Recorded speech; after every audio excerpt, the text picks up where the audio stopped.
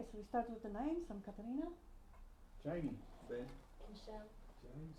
Sarah. Hema. Tony. Simon. David. Adrian. David. Jerry. Tony.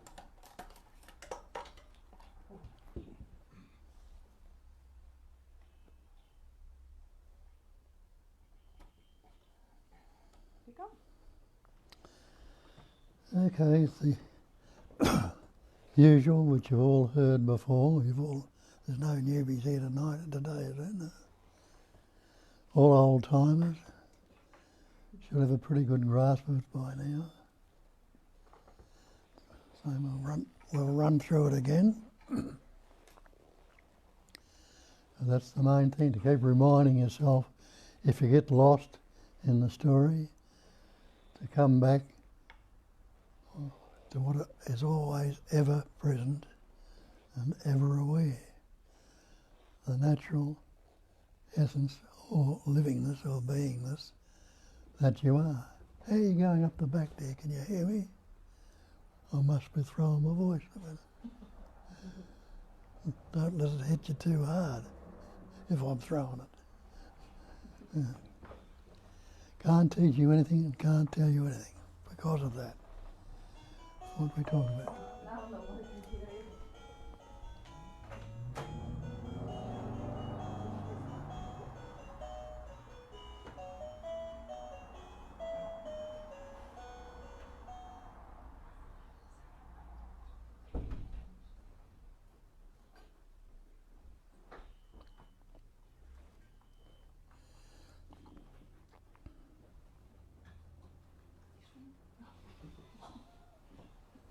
That's a hot seat.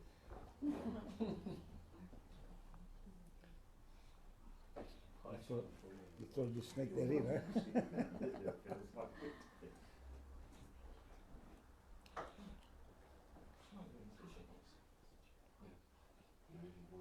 Sorry, I'm laughing. Hi, Ange. Sorry, hi. Yes, it's waving. Excellent. Thank you. Sorry, everyone. That's what you get for being one. Yeah, I know. We can squeeze up here. No, I don't. You feel that way when you sit there? I'm taller than you. This is our friend Ange. Yeah, Played oh. yesterday. Glad I could make it too. Sorry. What's your name? Ange. Ange. Where'd you hear about this? Do I live around here? Yeah, I just No, live no, here. had to hear us. Oh, Sarah yeah. and myself. I see. Trish is Sarah. Well,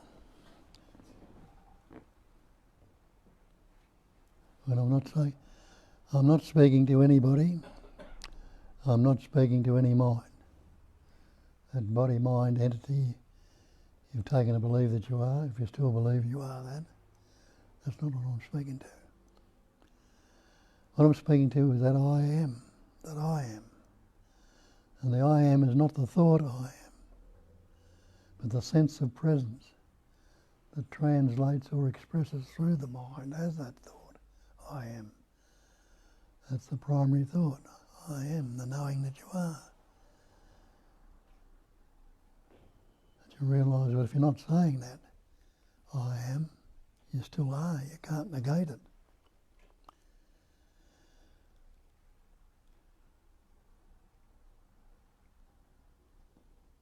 I can't teach you anything, and I can't tell you anything, because nobody, when you realise what we're pointing to, nobody can ever teach you anything or tell you anything.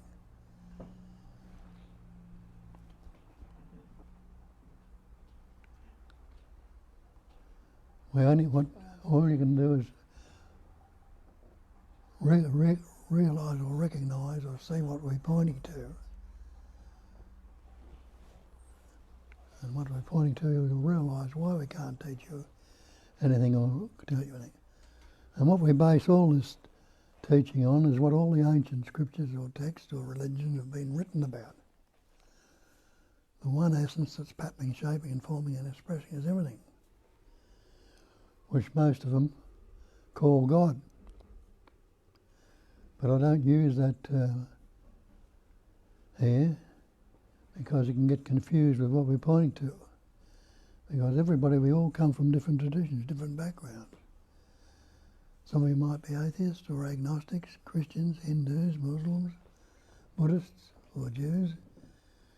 And if I start talking about God, well, that conceptual idea you've got about what you believe there's God to be, you'll take that to be what we're pointing to. But we're not pointing to any concept or any word. We're pointing to what I call, for want of a better term, intelligence energy. And I'm not talking about your intellect, I'm talking about intelligence. I'm saying look out there in nature and see how nature is functioning. Earth moving around the sun, seasons coming and going, tides coming in and out. All the activities that are going on, animals, birds, insects and everything else. Volcanoes, tsunamis and everything that's going on. Doesn't it imply that the whole activity is nature, a natural functioning?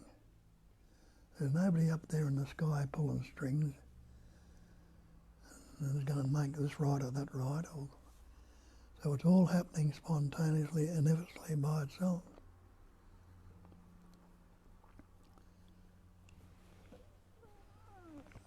So that's why I can't teach you anything, I can't tell you anything. And you are no different from nature when you realise it. Aren't you a product of nature? So it's that same, what I call intelligence energy, that's natural pattern, it's breathing you right now, it's beating your heart, growing your hair and fingernails, digesting your food, replacing cells in your body. If you were the separate entity you believe yourself to be, you'd be racing all over yourself every day. These cells being replaced, is that breath going into my lungs properly, is my heart beating correctly, and food being digested?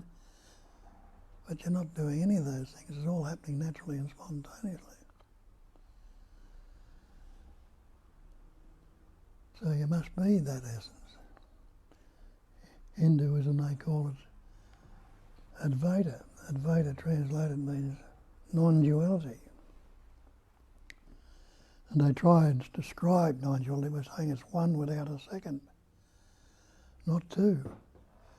In other words, that's all there is this one. And yet, in this room there seems to be more than one, Mary. You look outside, there's many. Look outside, there's all sorts of different patterns going on outside. It's how it's all appearing, but it's all the one. And that's why it's so simple when you recognise and understand it, because it can only and ever be that oneness, not the many. And Sat, another term for Sat Chidananda, Sat is existence. Anyone who is not existing in this room. Chit is consciousness. Anyone who is unaware or unconscious right now. And Ananda is loving to be, or happy to be, or they call it the bliss of being. People get hooked up on that term bliss. They think it's some great, wonderful state that you're never out of. But they also say that the manifestation is transient. It's constantly changing. So it's not going to be some state that you're never out of. All the pattern shapes and forms that appear in it, which they call Maya, also Maya, an illusion or a phenomenal manifestation, is constantly transient. And look at that body you call you. You'll think it's the same you that's been around all the time. But it's not that same body. There's thousands of cells dying in it right now and being replaced. You don't realise it, you don't recognise it, because it's not something noticeable in the immediacy. But look back on it to what it was like 5 years ago or 10 years ago. And you'll see it's constantly transient, constantly changing.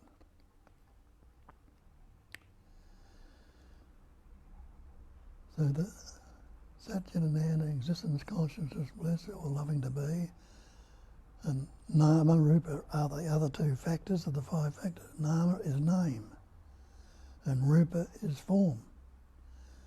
So haven't you got a name on yourself?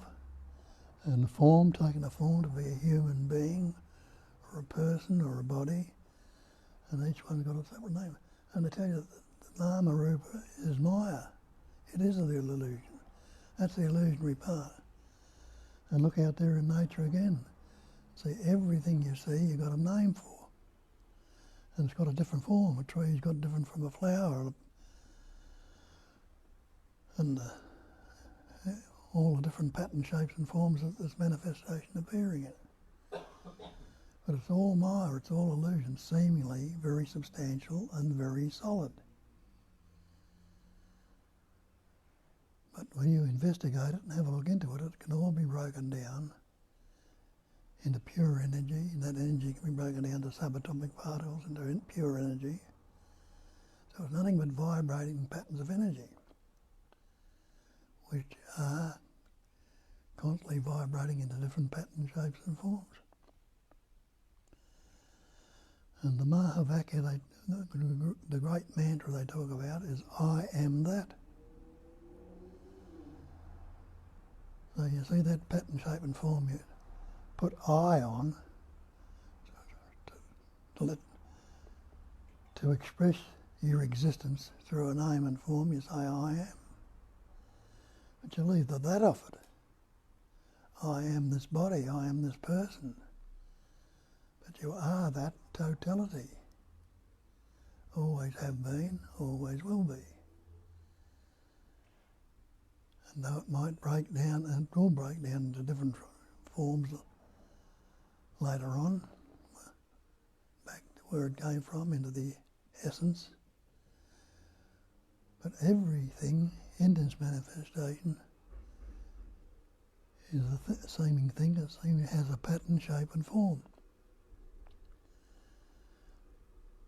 But they tell you the great reality is no thing. And this manifestation is made up of things. You and I are things.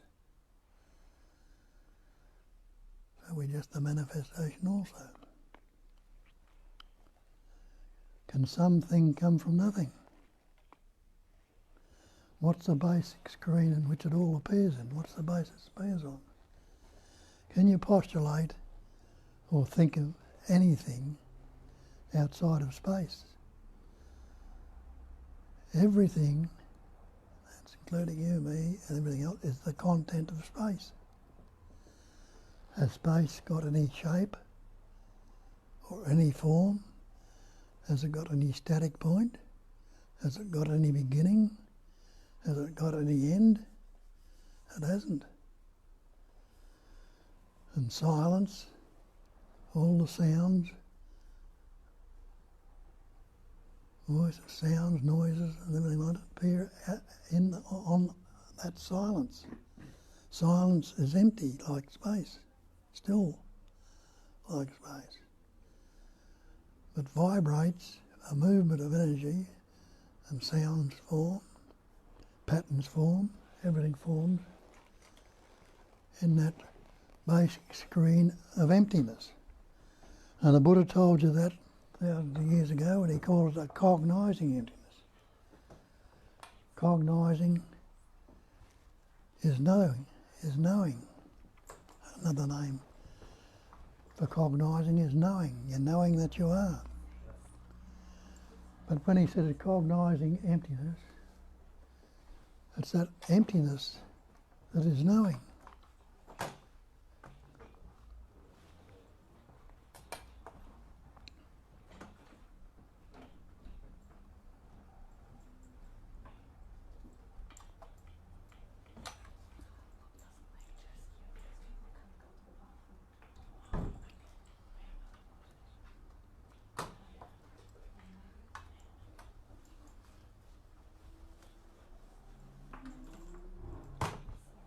There you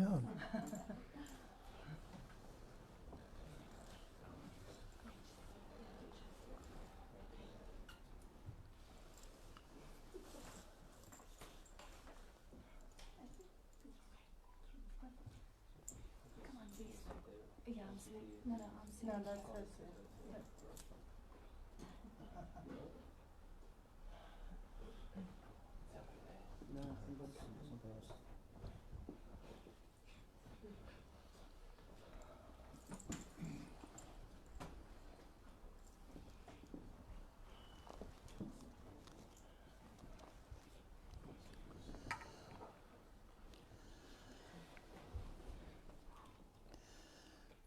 So when he made that statement that emptiness is form, a cognising emptiness, and he turned it round the other way and said the form can be nothing other than the emptiness.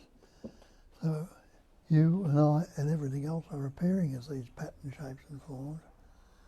Actually, that emptiness, no thing, the one essence, the pure intelligence energy that's vibrating, patterning, shaping, forming, and expressing and experienced as everything.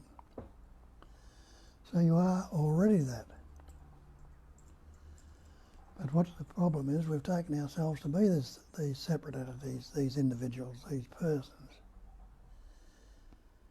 If you think you are a person, have you ever had a look and see where that word person comes from? You realise it comes from persona, the mask.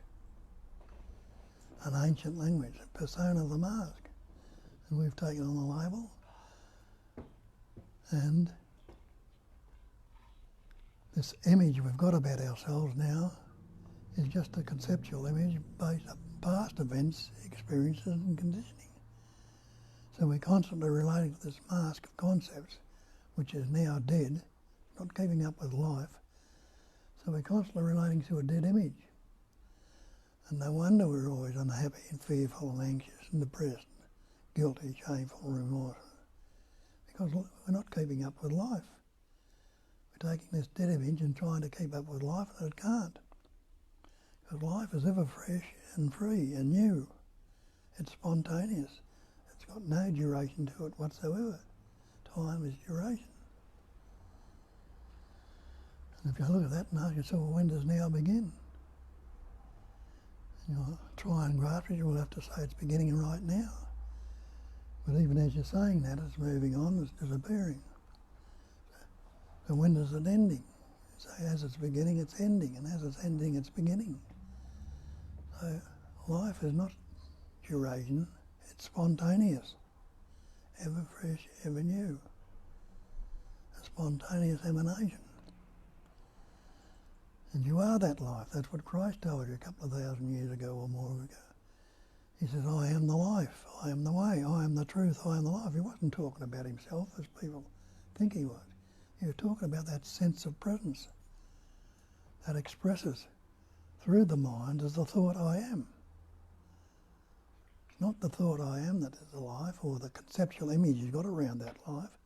It's the sense of presence that forms that pattern, shape and form, the life energy.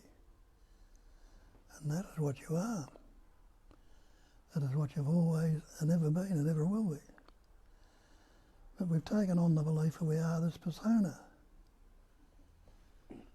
And so we think we're going to become something. We look into this, investigate it, repeat this mantra, go to the satsang, read this book. We will become something. And becoming is not being. Being is the actuality in its meaning. Becoming implies a future time. Now you need to investigate this concept of time. Is there such a thing as time? We believe there's so, but if you investigate and have a look at it, you'll see that time is duration.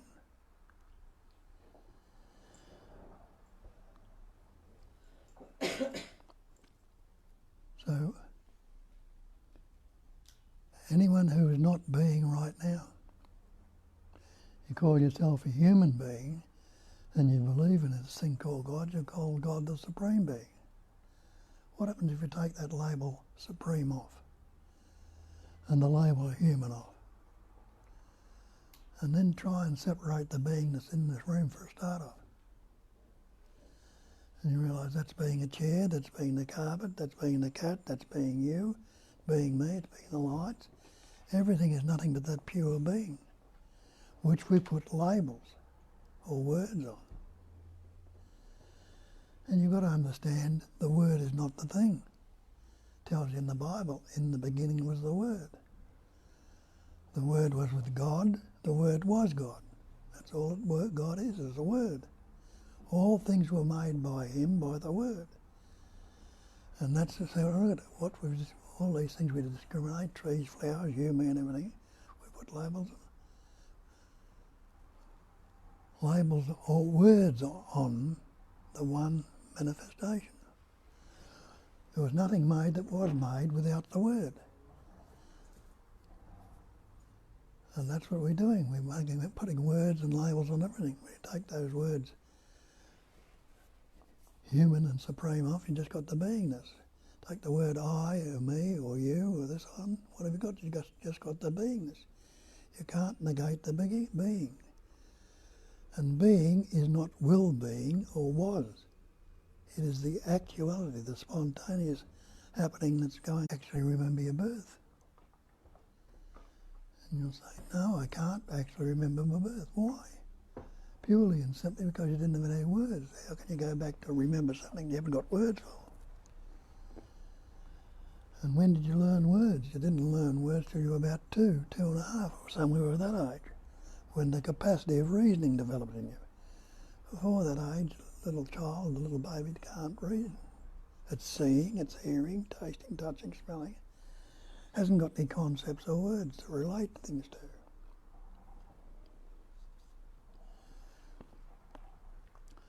We'll go back and have a look at when, if you can't remember your birth, when did you begin? These things need to be investigated. That's what we ask you to look at. Investigate. See for yourself. The false cannot stand up to investigation. If we've got all these erroneous beliefs we've taken on and constantly reinforcing every day through everybody around us is reinforcing it. No wonder we're in all these problems, psychological, fearful and anxious problems. The false cannot stand up to investigation, so you never look at these things. Are you this body, mind? Innately, you already know I'm not the body. Because don't you say my body. Don't you say my house, my car, my coat. You know damn well you're not the house, the car, or the coat. Whose are they? Are this my? You're talking about it, me or my? Saying my body? You're not. Are you the mind? Again, you'll say my mind. If you think you are the mind, show me a thing called mind. What can you say mind is? And you realise there's no such thing as mind apart from thought. And if mind is thought and you believe you are the mind, which thought would you be? You believe I am this, I am thought, this sense of presence. And if you were that thought, you'd be frightened of losing sight of it. If you believe you are this mind or this thought, you'd be frightened of losing sight of it. But you gladly give up thought every night when you go to sleep. So you must realise I'm not the thought.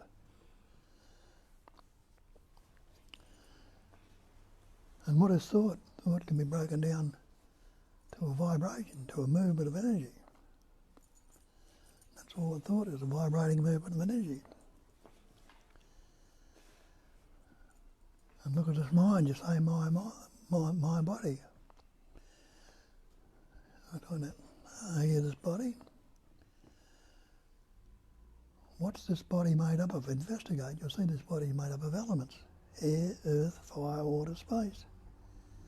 Well, if you think you're separate, stop breathing, stop taking in the air. See how long you'd last without that. Take the water out of your body is 80% water. Take the fire, the body temperature, you'd soon get hypothermia and die. Get off the earth if you can, get out of space. So you're not separate, remember, any of these things. So you can break the body and mind down. Now when did you, we'll go back to your birth. when did you begin? You can't remember your birth, but we'll go back as far as your father and your mother. That animating life essence has patterned, shaped and formed your father, enabled in that pattern through the essence of the food he's eating and the breath, a little microscopic particle called a sperm to form. You can't see it with your naked eye. But that sperm suffused with an innate intelligence and knew what to do. The same in your mother, that animating life has a pattern shaped and formed your mother, again through the food she's eating and the prana, the air she's breathing, enabled in that pattern a little microscopic particle called an egg or an ovum to form that pattern. That ovum was suffused with intelligence. It knew what to do. It attached itself to the wall of the uterus. And the sperm knew what to do. It swam to the ovum. John, it wasn't just another blob of glue. It knew what it had the capacity of swimming. And the sperm and the ovum knew it. The egg knew to attach itself to the wall of the uterus. It knew what to do. The sperm swam to the ovum and penetrated the ovum. When those two came together, those cells doubled and doubled, and a little embryo, a little fetus began to form. What were you doing about it then? If you think you're running the show now as this person, what were you doing about it then? When you didn't have any words, you didn't have any idea. But that life essence was forming you.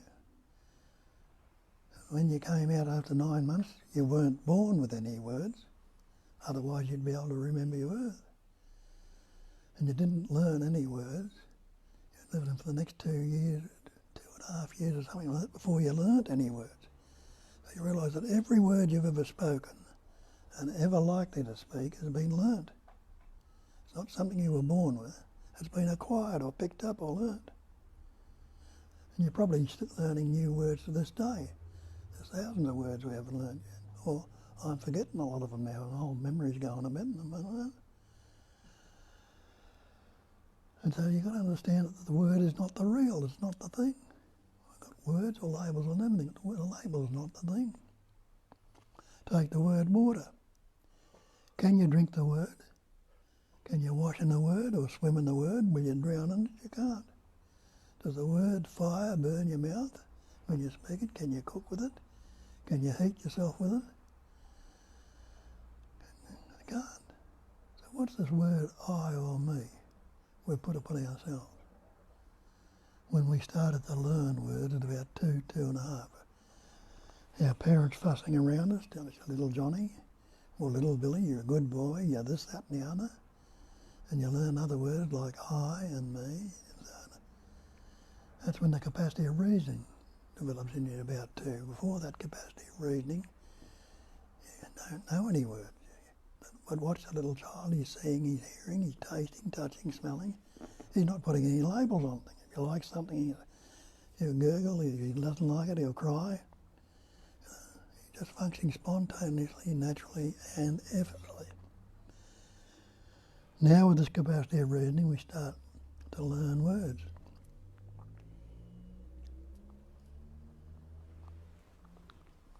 And we learn words like I and me.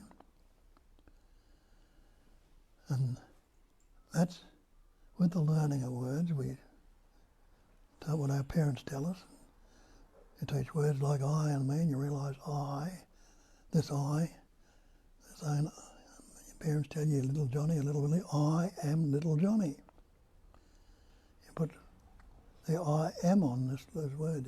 You say little Billy or little Johnny, whatever your name is, I am little Johnny. Now when this sense capacity of reasoning comes upon him, he looks out there and he says, well, that doesn't fit little Johnny. So that's not I. That's not me. And that's when the sense of separation comes from. He sees something now that he doesn't understand.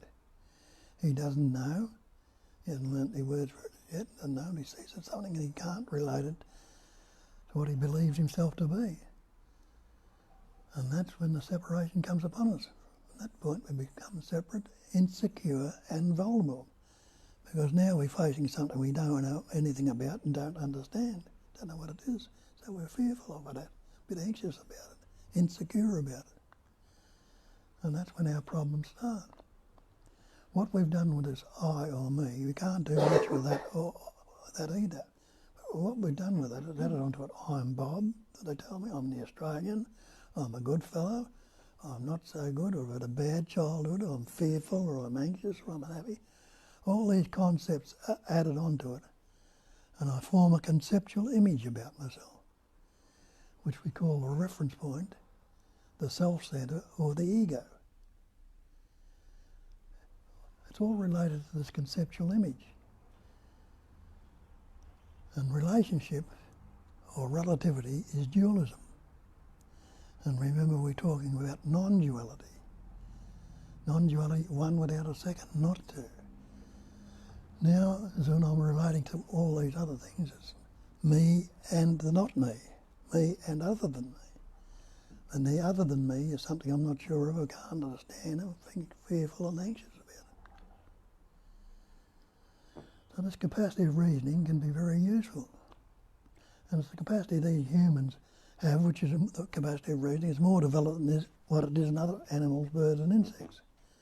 Like a bird, for instance, can see better than what you can be. They have other capacities more developed than what our capacity of reasoning is. A bird can see better. Its eyes are much better at seeing what yours and mine are. It can fly. We can't do those things naturally. But with the capacity of reasoning, we've learned to build ourselves eyeglasses, binoculars or telescopes which enable us to see better. Or planes, helicopters or balloons or things like that enable us to fly. A dog has a sense of smell, the capacity of smelling, much more better than us. Chameleons and insects like that can change colour. They have that capacity. We can't do that. Moths and butterflies form cocoons and things like that and hatch out. Grubs hatch out in that, and all the beautiful colours of the butterfly or the moth are in that little grubber. Peafowl eggs just the same as any other egg, yolk and white in it. But when it's hatched out, what's in it? All those colours, the beautiful colours are in a peafowl are there.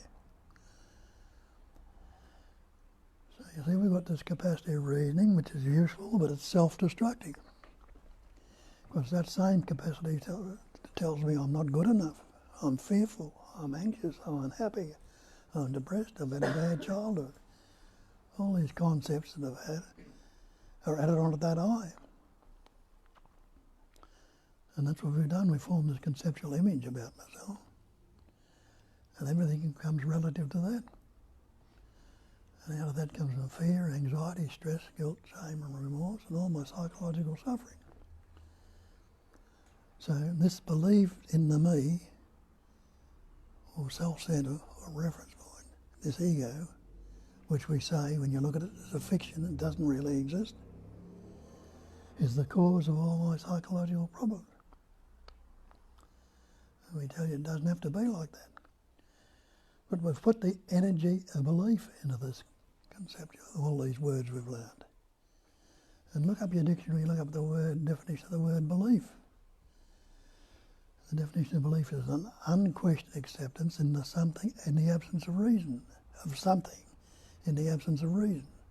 Acceptance of an alleged fact without positive knowledge or proof. So if you put your belief to that test and start questioning it, you realise that the false cannot stand up to investigation. If you've got some false beliefs there and you question them, they'll fall apart.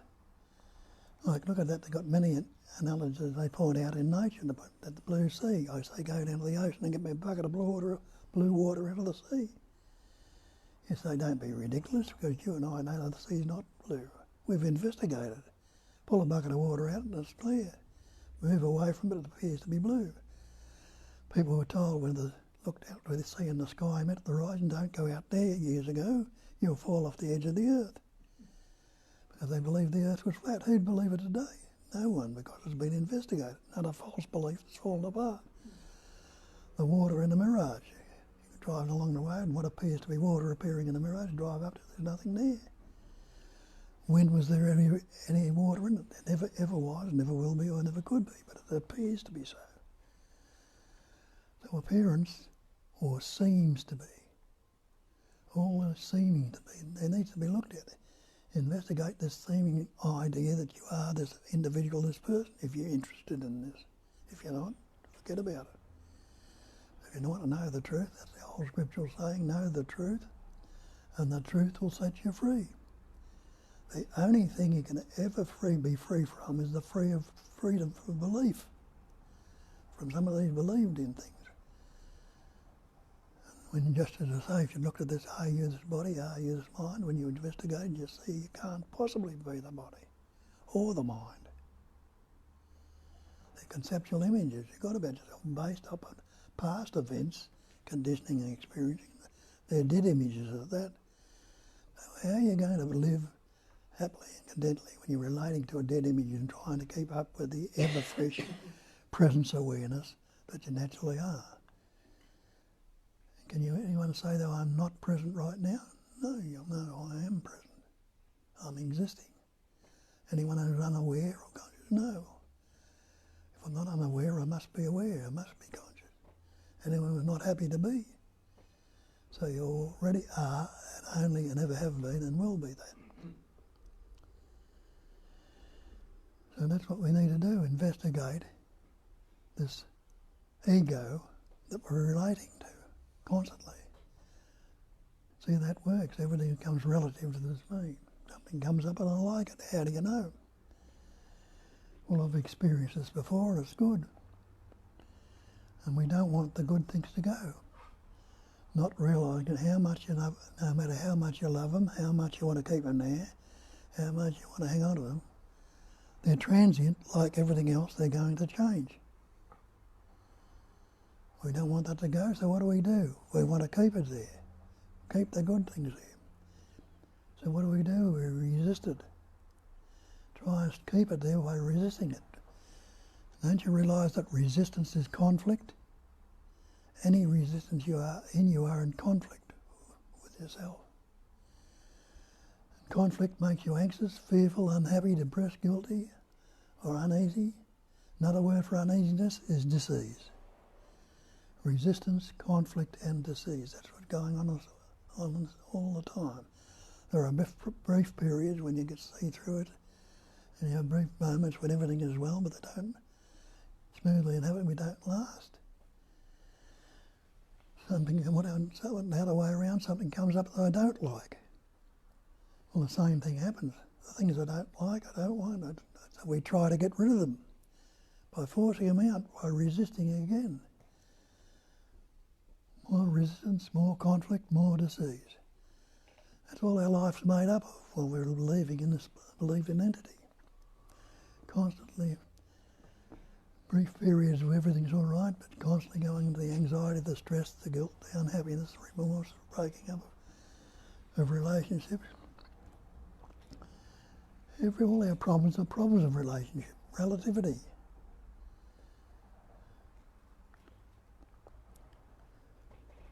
But there's no such relationship in non-duality. If it's all the one essence appearing as everything, where's the relativity? Where's the relationship? So me is the cause of all my problems. And that's all. And the effects are the anxiety, the stress, the unhappiness, the psychological suffering. What's that in other words? Cause and effect, or karma. That's all that so-called karma is cause and effect. What happened if I ask myself the simple question, can there be an effect if I'm not relating to a cause? You don't have to be a Rhodes Scholar to work that out either. If you're not relating to a cause, where can the effect be? And when you understand the cause I'm relating to is the believed in me, this conceptual image, which is now a dead image. So it needs to be investigated. Have a look.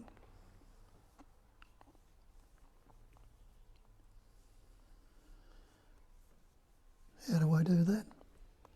Because we say this ego is a fiction. It doesn't really exist. We've taken it to believe, we haven't questioned, but it doesn't exist when you look into it. How do we look at it? Well, have a look at it this way. Everybody's seeing right now and everybody's hearing. Isn't that a fact? When you opened your eyes this morning, did you say, now I'm going to start seeing? No, you didn't. The seeing was there immediately.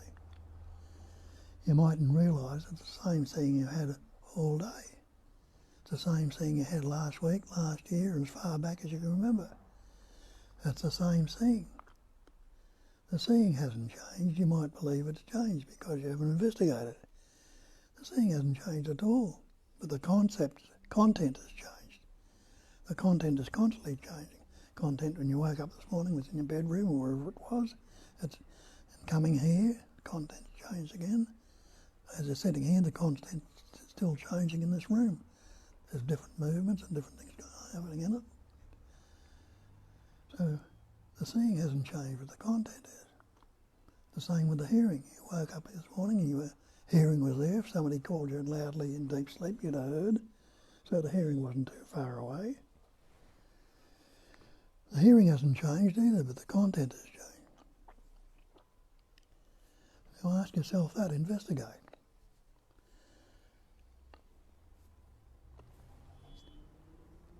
I'm seeing through the eye. But ask yourself this, does my eye tell me I see? My eye is not saying to me, look at this, look at that, well, that's good or that's bad. My eye cannot say anything at all, but it is the instrument through which the seeing is happening. And it's translated by the thought, I see. Now the thought I see is no longer a pure thought. Remember what we've done to it. We've added on I'm Bob, the Australian, the good boy. We think this conceptual image, the thought up image, is doing the seeing. The same with the hearing. My ear's not saying listen to this or listen to that. It can't say anything, but it's the instrument through which the hearing is happening. And that's translated by the thought, I hear. Me, Bob the Australian, thinks you can see, can hear. So anyone unaware right now? No. The awareness is there. Anyone not existing? No. The existence is real, consciousness is there. They're all there right there in the immediacy. But we've put this conceptual image on. I see, I hear. But can the thought, I see, or can you, say the seeing through the eye doesn't say I see. So it's translated by the thought I see. Can that thought I see actually see? Well, shut your eyes and look around the room and see what you can see with a thought. With your eyes closed. You realise you can't see any of the objects in the room with your eyes closed. So the thought I see can't see. Put your hands over your ears, blot your hearing out and see what you can see with the thought I hear. You realise the thought I hear can't hear. So as egoic thought, conceptual image of it, can't see, can't hear. So you know damn well the seeing and the hearing is going on. But you think it's this thought that's doing it. It's not. This conceptual image, this ego that's doing it. You're not unaware right now, so you must be aware. So the thought I am aware is not your awareness. We think we choose our thoughts. Well, why would you have an unhappy, a miserable or an anxious thought if you could choose them? So the thought I choose can't choose. So you see this thought up image can't do anything at all, can't see, can't hear, can't be aware, can't see, can't do anything at all. So the ego is a fiction. And look at the way this thought functions. So see, thought functions, it's a vibration. It's always vibrating dualistically. Can't be any other way. Thinking is happening. It's either good or bad, past or future, pleasant, painful, happy, sad, loving, hating, positive, negative. Watch your mind and see if it functions any other way. And the boundaries we're putting upon are these words, good, bad, pleasant, painful, happy, sad. If you take those boundaries off, where are you without the boundaries? Take the word off. Isn't it just a spontaneous activity then? And that's what we point out that the ego is a fiction. Ask you to look along those lines, see for yourself. If you've got any questions, doubts or arguments about it, don't hesitate to bring them up. Don't be frightened about what somebody will think of you if they ask the wrong question, because that's the conceptual image you've got about yourself. and you're fearful. And you realise that everybody in this room will have a concept about you. And you will have a concept about everybody in this room. And you'll have a concept about yourself, this fictitious concept. Now, which concept's right? When you realise that all concepts are just mental constructs, and none of them the actual thing, nowhere that is the real. Who can ever be superior to you without a concept? Who can ever be inferior to you without a concept? And what would you want of the other persons without a concept? So you'll see, and the Buddhists tell you in the scriptures that the great perfection, or the absolute, is non-conceptual awareness. Give it to you in one sentence.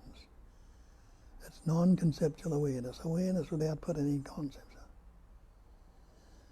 Presence, I tell you, presence awareness, other things and all the rest of them, yeah. So there it is, so get into it. Some of you have got, recognise it a bit. Tell others what you understand, if you like. You might say it in different words to what I do. People will recognise it. And if you've got any doubts, arguments or things like that, bring them up. We'll investigate and see if they're real or not. The false cannot stand up to investigation.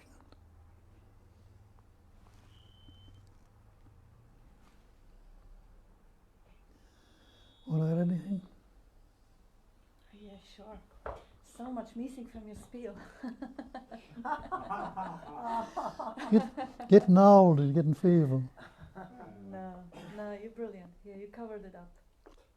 She's being silly. Yes. Yeah, he was all that nearly 50 minutes talking about nothing, about the emptiness. So, what else can I add? Nothing. That's right. Perfection.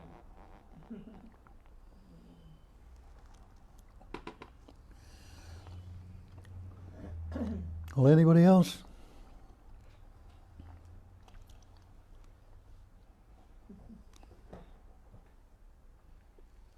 As you said, the appearances appear on the screen, right? Or what you call space. Yeah. I think Terry was speaking this the last week or some other time too. So does the space and the appearance happen together, or I know you've got to have the screen in order to see the appearance, right? Or the forms that take shape, right?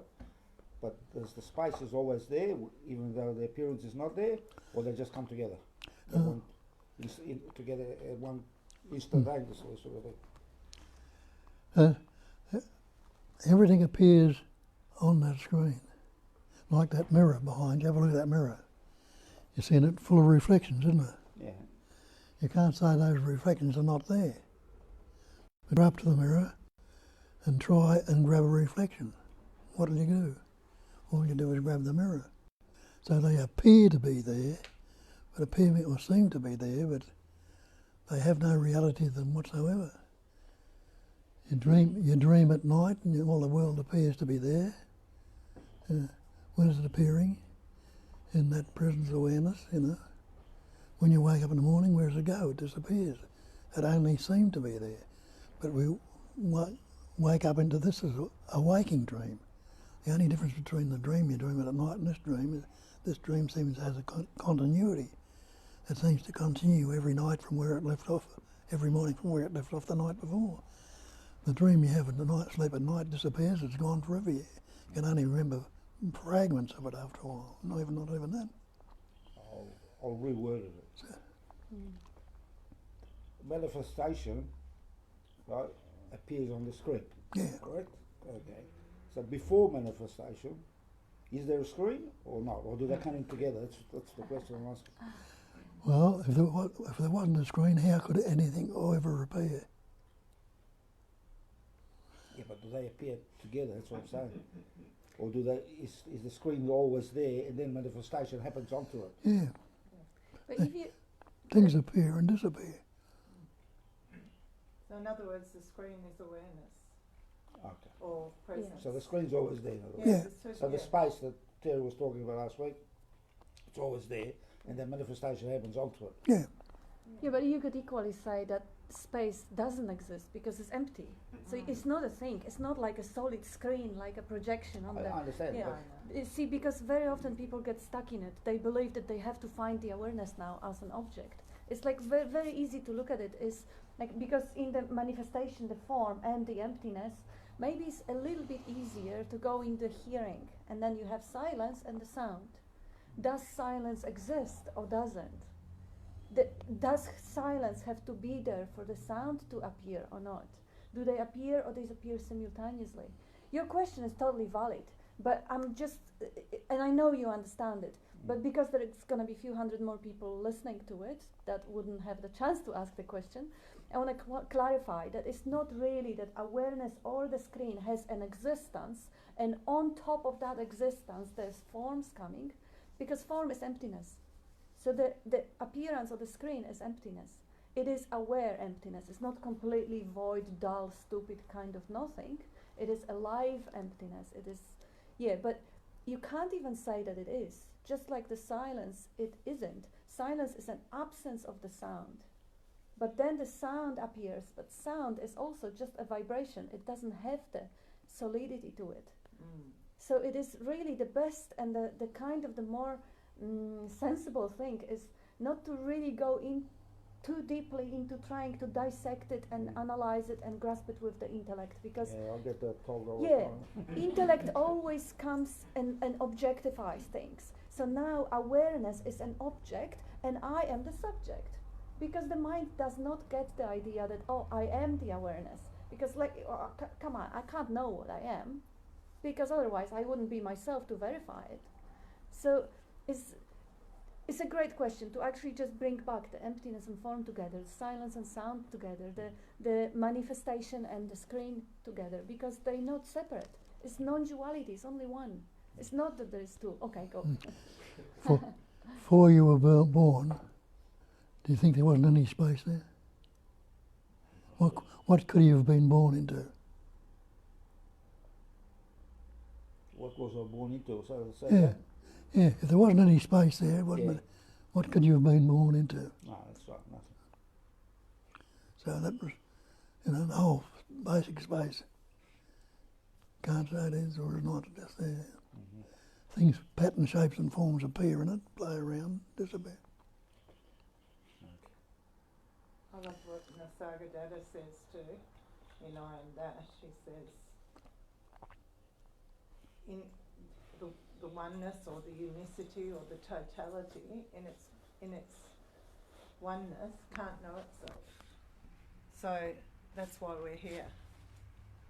If you know what I mean. It's in its To know unicity, itself, it can't yeah. know itself, so it manifests as form, but form is emptiness. Emptiness is form. He's just curious to know, because he already asked me a question. What came first? The chicken or the egg? Chicken or the egg. Yes. That's a mo- And I answered what you said, similar to what you said. Yeah. That's what he wants to know. Yeah, what's wrong with right now He's is you don't curious think to about see it. what came It's first. the mind. Yeah, I know. Nothing's wrong. And it's natural and it's good to ask the questions Yes, great. until they are exhausted. Exactly. Very exhausting. Mary. But it's also good. Back in. It's also good to find the comfort in the fact that you will never really know it intellectually, because it is unknowable, it is unspeakable, it's It's the icing on the cake. yes, it is. Just to say, I have no idea and be okay with that. I will never ever grasp it and know it intellectually. Or the I that, is sometimes a devastating statement, the I never wakes up. There is no enlightenment for the ego. The one that wakes up is already awake, is the consciousness, is the I that stands in the way. Yeah. So it's the I, when the I is seen for what it is, just a veil of concepts that is not even real, then the consciousness stands still awake always as ever. So the one that wants to answer the questions, that have the exhausting questions and want to grasp the answer, that one will never get it, never. No, never. You realise it's all spontaneous, so who could come, what or who could come first if it's spontaneous? You can be a scientist and dissect it. That's it. Well, you can, but Yeah, you can try. it's exhausting, but go for it. Investigate time and see if there's any duration in time. Is there a past if you don't think about it? Is there a future if you don't think about it? You'll say, I was in the past. I'll say, try and live yesterday. Try and live last week. You can't. You can recall it. And the only actually you're giving it to when you're recalling it in this moment. Because nobody in this room can tell me what you thought of a minute ago now, unless you recall it. Have a look at that one. Time is just conceptual. So it's all spontaneous.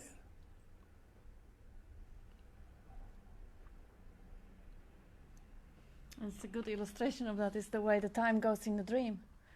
Like sometimes I used to remember my dreams and I would have 8, 9, 10 dreams at night. I would just write one sentence about it. Some of them lucid dreaming, some of them dreams that would last for hours. But the physical time that was passing was a couple of minutes. In 2 minutes I would dream an hours long dream. In half an hour I would dream a couple of weeks dream.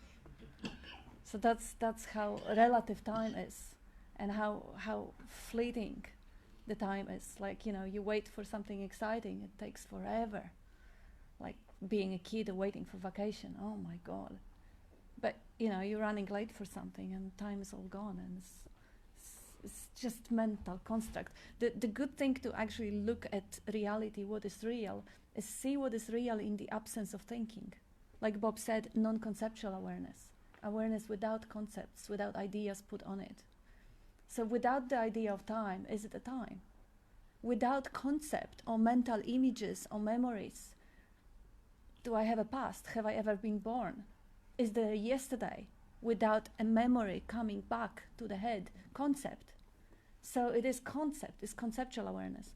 Without the concepts, what am I left with? What's left without any images or thoughts? Even the image of me sitting as a body is an image. In the experience, I'm not the body. In the experience, if I don't have mental image or thought about sitting here as a body, it's just this, it's just being. It's just plain sense of existence that can't be denied. And that's the only thing we know for sure, Yes. is that we are. The And- rest of it's a story. Yeah. And all conflict arises when we're in the memory, the concept of me, and as Bob was saying before, relative to the other. Yeah. So when you really, truly see that, it's just a travelling lighter. Yeah. Mm. And then finding delight in the pure existence, in really living with senses, sensory understanding of the world, hearing sounds, instead of sitting in the head and commenting everything, just seeing scenes, hearing sounds, just being completely present with everything that's what's happening. If the commentary comes, because of course, that narrative self, it's been there since we learned the language. 2.5, Bob says, when the reasoning, we had enough words to actually, okay, cat is going to the toilet, or cat is hungry, whatever. We still use the third person initially. But then later on, as that narrative self learned to use I, now it's not cat is hungry, I am hungry. So there is a presupposition there that I am the narrative self. That the narrative self is who I am. That voice in my head is my identity. And growing up for years and years, listening to that narrative self, to that voice, and identifying stronger and adding more into it, and creating that mental construct out of it. Now it's not so easy to just see through it, because apart from that investment of years of feeding it with attention and belief, we have everyone else doing it as well. So But it's not so easy. It's actually impossible for that construct to see its own falseness, because the construct can't see. Construct is blind. It can't see. It is only held up together by the belief. Just like we used to hold together the idea of Santa Claus by belief. It has never been real. So what can see through that mental construct of the me with capacity of seeing and memorizing and all that is the pure consciousness. Is the pure consciousness that is always here, always present, always aware. This undeniable sense of existence. That one, in the absence of that veil of concept, that costume, that acting, that mask, Bob calls it mask, that we put on ourselves. Persona. Persona, yeah. I would like to ask, from point of view of awareness, which is the real point of view, what is the meaning of beauty? I mean, is there any beauty in objects? Ah, you asking us awareness, answer us awareness. Come on, tell us. From the point of view of awareness, I don't get it.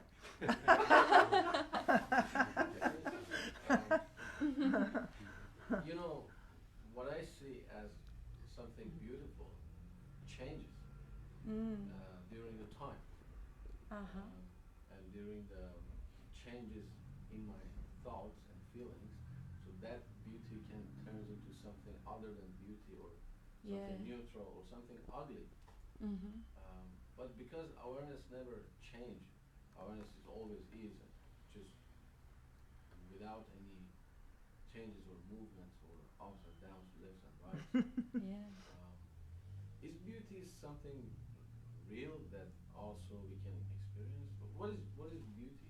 I would start from actually wondering what you mean by awareness, because sometimes people pointing in non-duality put additional concept that kind of helps it distinguishing a little bit, and I think Nisargadatta was doing it also. The consciousness.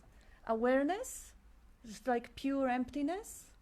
Awareness is there when you go to sleep, your eyes are closed, you're not dreaming, the awareness is still there, the presence. But the consciousness is awareness filtered by cognitive functions of the brain, and that is showing up as, being capable of labeling things, noticing, making sense of things. That's the consciousness. And now you will call beautiful something else than I will call beautiful. And of course, it will also change, because this is the machinery there, the analyzing, the whole conditioning that goes with it. So whether the awareness is conscious of anything or aware of anything, well, what Bob says, spirit doesn't know matter. When you say the spirit doesn't know matter, awareness is unconscious, I would say. Spirit is essence. Matter is like congealed spirit. Like you got blood that's flowing when it congeals, it sort of sets. Or steam, water and ice. When it's steam, you can call it like spirit, you don't see it. But when it becomes ice, it's something material. Spirit and matter are one and the same thing. Everything is the absolute, understand that. The great perfection, they tell you, the great perfection is non-conceptual awareness. What's perfection? What can you add to the perfect? Nothing. Wouldn't be perfect. What can you take away from the perfect? Nothing. Wouldn't be perfect. Or the absolute. What can you add to the absolute? So it's all that absolute that's going to appear in many different patterns, shapes and forms. And where's it judged from? If anyone is judging or evaluating, we're from some personal aspect, believed in personal aspect, relating it to the me, I or me, or whatever you think you are. What you consider beautiful might be ugly to something else. And have a look at the way, the essence that formed that body, all the different organs and things like that inside that body. Pull that, cut you open and cut them out. Some of them might be too good looking. A shit bag could look a bit ugly. you know. But overall, it's the one body. It's all the absolute. But there is another aspect, and I don't know, maybe this is what you meant, that sense of beauty which comes from completely from beyond the mind, when you are mind blown. Like, you know, you are experiencing a part of existence or something dawns on you. You know, you see the stars, night sky, or any, you know, the moments in which there is no judge here, there is no commentary going on in the head. The moments when you basically, the whole appearance stops and you are in a sense of awe, like, ooh, it's, you know, that sense of beauty, we call it beauty, or we call it love, or we call it sense of oneness or union or something. I would say that moments are happening when the mind is not.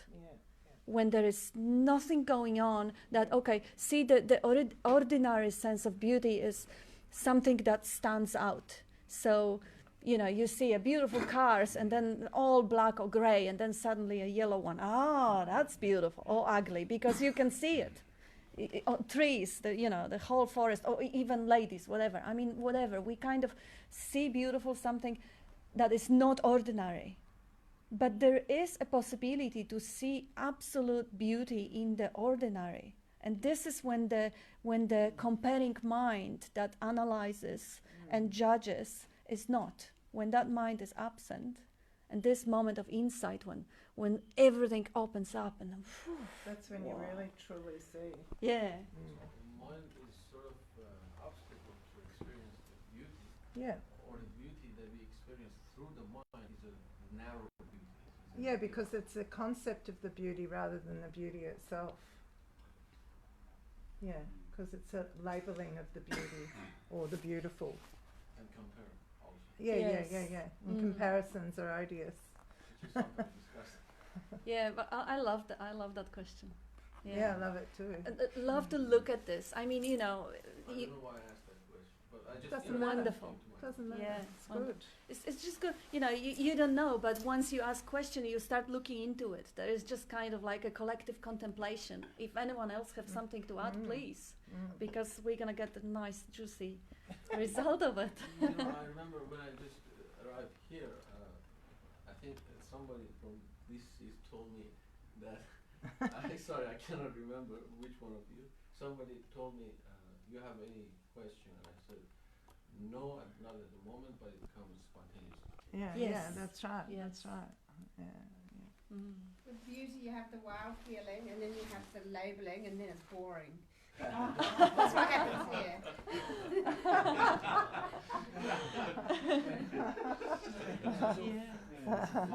Voice from beyond. You know, I just want to add that if something is beautiful with your mind attitude, by definition, it also can be boring and ugly. Absolutely, because everything changes. That's the only constant. If you love something today, you're gonna hate it tomorrow, or maybe in 10 years. But everything changes.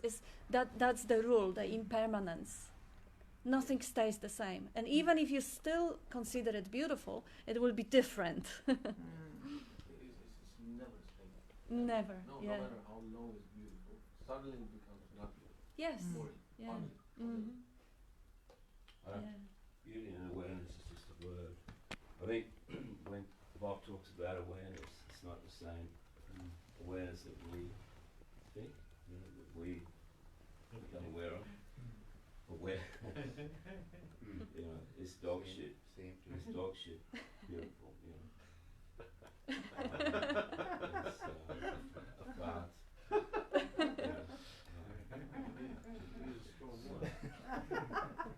Yeah, awareness is a great pointer, but it's something to start with.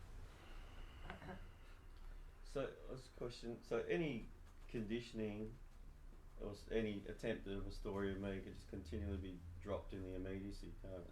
Yeah. Like, there's no one dropping it, but it's It's recognized. it's just It's recognised cognised. Yes. and dropped. Yes. Because sometimes there's this thing like, okay, I've been brought up like this in this environment, Mm. therefore I'm acting like this in certain ways, even though there's not an actor. But Yeah. but it's like, this is behaviours are happening because of past events. But that can continually be dropped in the immediacy, which means I don't have to be bound by past Exactly. events. That's unfixated awareness. Mm. Where you're not fixating on one, let it all go. And also waking up is the moment-to-moment experience, because the story will seduce you all the time. There will be always a potential of commentary or the story. But to wake up from it without that sense of, oh yeah, this is horrible, I'm doing it again, I'm selfing again, I hate myself, I hate that. No, waking up from it, woo, that's an amazing little story, but now I know it's a story. Good or bad, pleasant or painful, doesn't matter. The moment story is seen as a story, it is already loved, because it is the way the awareness or the totality expresses. Even if just a moment ago I had a victim story about myself, and I saw it lasted for 15 seconds. Whoa, that's a good one. My gosh, I'm glad I don't believe it anymore, but it's nice to see it, because I can see a miracle. Do any feelings come up with that when you have that? Yes, sometimes. Yes, like if you look at the animals, they have it the same. If something attacks the animal will go into their defense. And it will be a feeling of anger. It will be like Bob is talking about the rope and a snake. You get the shivers, you get the goosebumps, you get all the emotion going with it. But again, recognized, it may not drop immediately. If there is a lot of cortisol and adrenaline rushing through the body, if there is fight-flight effect where, I just almost avoided the car accident or something. As an example, I didn't. But, the blood is off from all the inner organs to arms and legs, so you can fight and flight. So even if the story is gone, recognized, there is nothing going on, there will be buzzing in the body still. Mm-hmm. But if you don't label that buzzing, it can be even quite pleasant. Just energy. Yeah, just energy. So the thoughts are vibration, the physiological reactions are vibration, with no attachment, it's just a movement. Of energy, yeah, that's right, correct. But you're not doing that. No, there's no one to do it. Yeah, it's just a cognising of that. And who or what would be attaching to it anyway? Yeah. It's really important to don't assume that I've got a choice as to whether I attach or don't attach. Yeah. Right, yeah. You need to look at what is it, because it just came out in your statement, and often we're not even aware of it, we don't even look, So what is it that would actually be attaching or not attaching? What? That's where we need to be looking. Not in the, we're all floating around in the content of the story at the moment, which is totally fine, because we need to explore that. But I just wanted to point that out, because it came out in you, in your own dialogue. When I said you have the thoughts, the vibration, the feelings, the vibration, the physiological reactions, the vibration, but if there's no attachment, it's just movement. Yeah. So the self is where in saying... Who's attaching or not attaching? Okay, the fact of attachment. Who is attaching or not attaching? What? There's an assumption that there's one here, and we always operate from that assumption that there's one here. We're attaching or not attaching, or seeing or not seeing, or becoming aware of, or yes, I now I know it's just an energy, and there's kind of a vibration happening, and if I now just see it as that and not attach, me will be okay, or me will feel different or see differently, or just watching out for traps or that's all yeah, I'm pointing out. Just to see that for yourself, because there's always an assumption, that means here. It means either seeing or not seeing, or choosing or not choosing, or just relating it to a static point somewhere. Just relating to a static point somewhere. Relating it to me.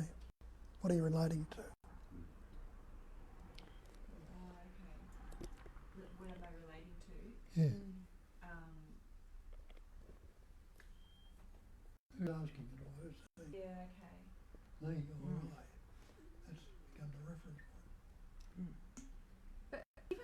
I mean, you know, I think you've actually really used the language well to say if there is attachment or if there is investment, you know, even if there is no concept of me in it, it's fair to say that yes, if the story is fed with attention, then the story will perpetuate. And if the story is not fed with attention, it's like no fuel on the fire, then it won't perpetuate. And now who is giving the attention? Nobody, because there is nobody. So attention, because of the habit, the attention goes into the story. So let's say if I have someone attacking me, or I have the car accident or something, habit will come to perpetuate the story. And the recognition will come to drop this, or to recognize, or to wake up from the story. But neither I do the storying, nor I do the recognizing, because I doesn't do anything. So it really is just noticing what's happening. Okay, there is a story, there is investment in the story, habitual investment of attention in the story, because that's how we were conditioned to put our attention, especially if it is linked to the survival. Especially if I feel, oh yeah, these people, they are against me, they're gonna report me or do something, so I have to protect myself because that's a survival. The whole reasoning capacity is linked with the survival. Just like the cat will hiss at another cat, human will go and start building the army and defend itself. But this one is not done by the person, it is done by the habit and the recognition that this story is going on and waking up from that story. Is also not done by the person, because there is no person. It's done by consciousness. So I think you worded it very well. You know, if there is an investment, there is perpetuation, or if there is attachment, yes, there is a perpetuation. But if there is just spontaneous recognition, the attachment is not there. And unfortunately, we can't choose because the person can't choose. And the consciousness is spontaneous. It doesn't choose.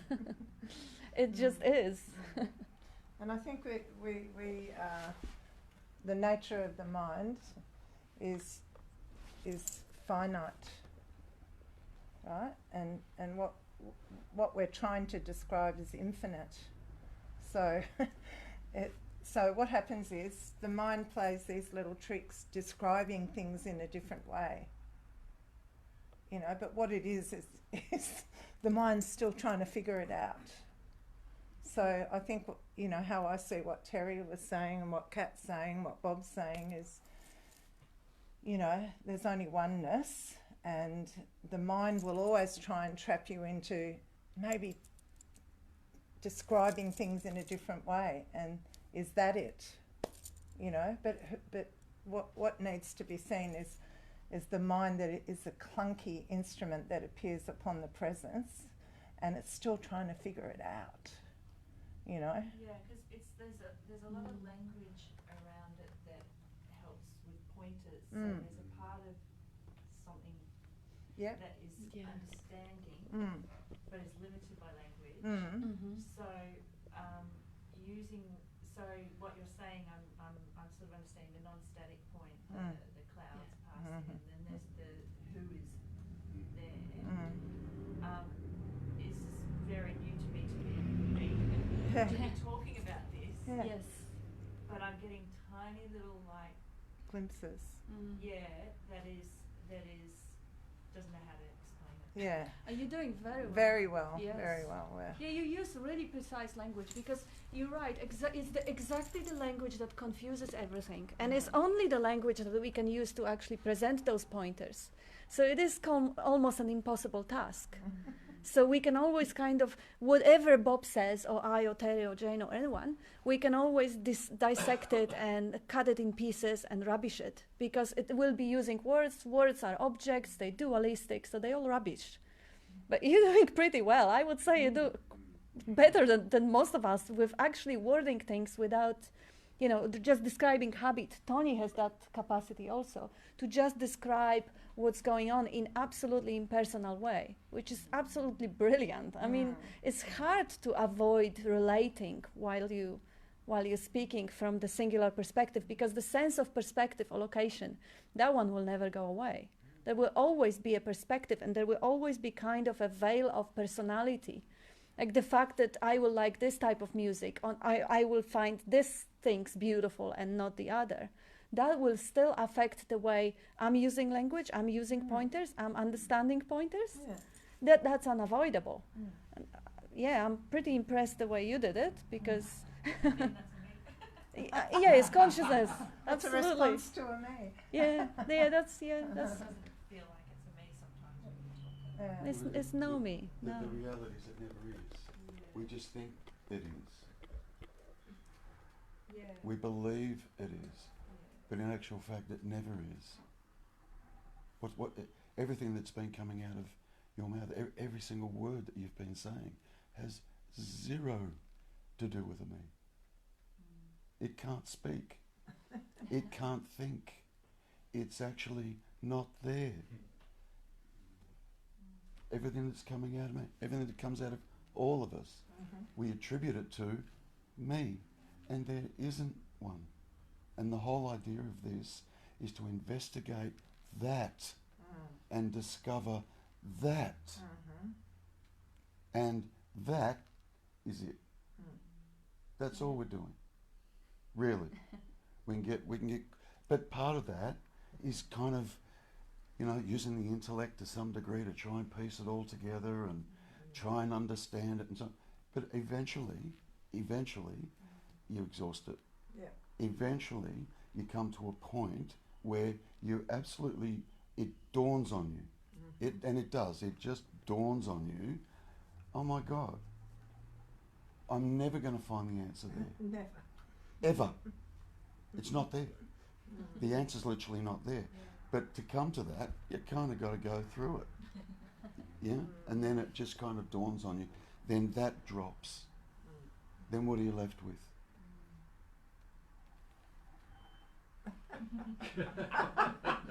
Say no more. Say it. Can't you say it? It all stops. It all stops. The personalising I'm talking about stops. Yeah, the selfing. Yeah. There's still be thoughts that pop through, yeah. But 99% of that is creative. It's such a wonderful, the sixth sense is just wonderful. It really is, yeah. I was going to use the word contaminated, bugger it. But it kind of gets contaminated by this idea that there's a personal me here. That's not true, but it does. Yeah, I'm struggling with words there, but it's a wonderful instrument. And it's been running the show the whole fucking time. And then there's this imagined me there that believes it's running the show and it's doing everything. And when stuff doesn't go the way it wants it to go, it gets the shits. That's it.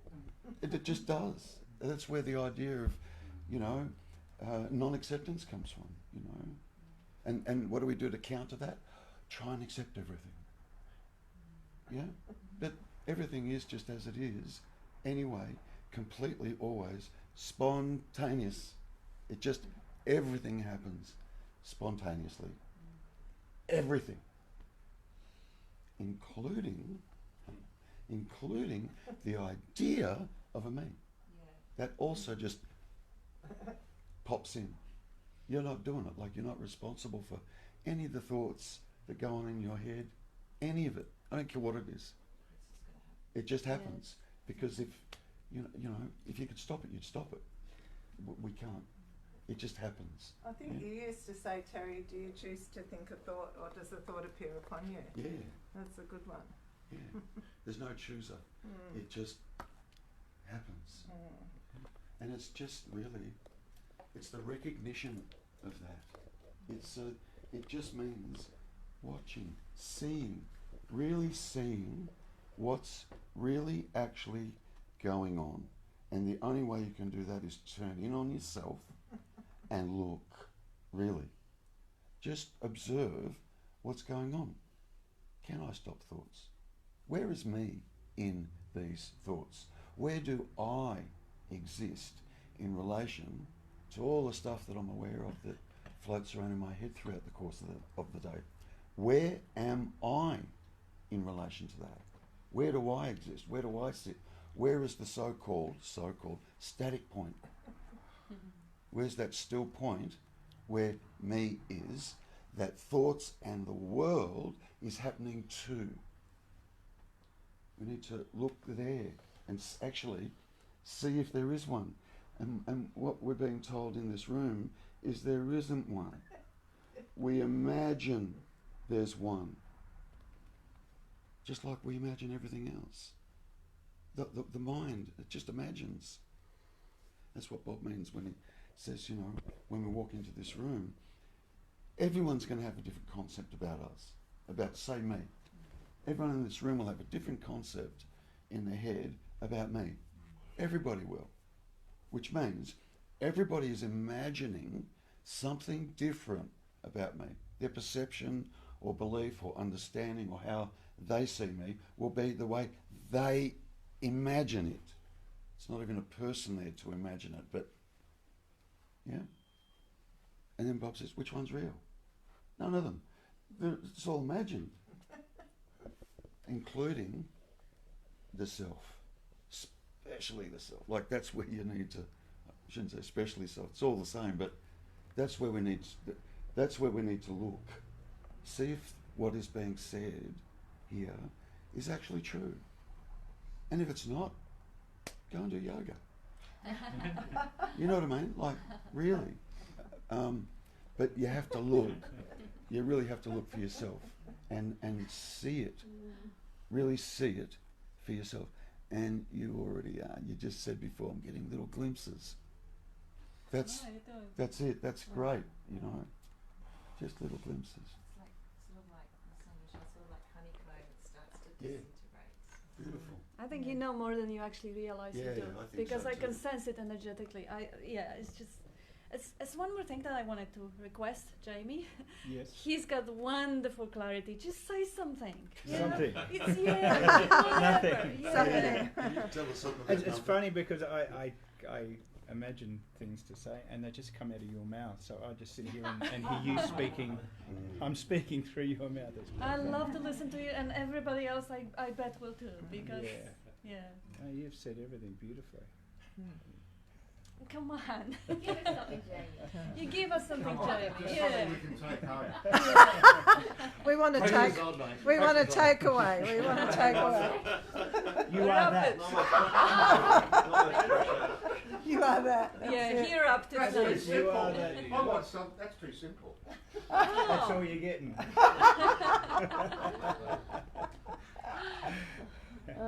Dear. It's as simple as that. That's- Everybody's aware. Yeah. And I think you said before it's a different awareness that you're thinking of a different awareness, but it's not. There's not two awarenesses. There's only one awareness.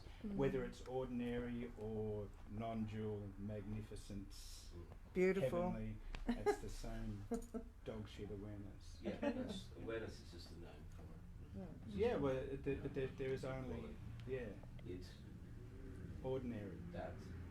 Mm. It's ordinary awareness. shit. It's as simple as that. And that's really important. The word ordinary.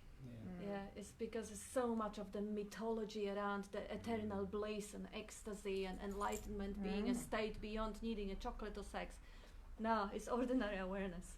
The cats and dogs and trees and sky and It's just ordinary, but beautiful. It's wonderful. Yeah, that's right. yeah, when it's not contaminated by the drama about what the world owes me or how it should be different than it is. Yeah, the selfing takes up so much energy. You know, it's just exhausting. And when you actually see other people in that selfing, you think, oh my God, you know, you're dissipating all your energy on a phantom, it's just, So the joy of being and just being ordinary is, I understand what people used to say years ago, some of the sages and seers and through thousands of years, they all say take joy in the ordinary, the ordinariness of life. I really get that now. I get that. And don't take the commentary too seriously. Yeah. In the absence or the dissolution of the personalised self, everything is absolutely magnificent, including dog shit. Yeah, yeah. Seriously, it's just, it's beyond words. I can't. There's no way I can describe it. No. I can't. But it's in the pure absence of the meing when that isn't there, and that's why it's referred to as ordinary awareness. But it's totally seeing, hearing, tasting. It's totally ordinary awareness, but it's magnificent in the absence of me. The idea of me, or that dreaming state that we constantly walk around, and it's a dream. Yeah. That's why you need to understand the word image. Imagined. It's all conceptual images made up in the mind. Like reflections in the water, or images in the mirror, or mental images. That's what they say, nothing either good or bad, but thinking makes it so. Nothing can trouble you except your own imagination, what you are imaging in.